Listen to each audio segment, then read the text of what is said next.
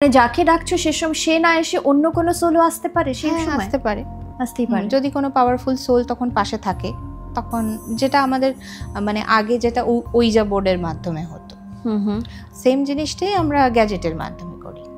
ওকে, তো এবারে যে সোলটাকে ডাকছে সে এলো এবং সে তোমরা যে ভাষাটা বলছো সে সেই ভাষাটা বুঝতে পারবে?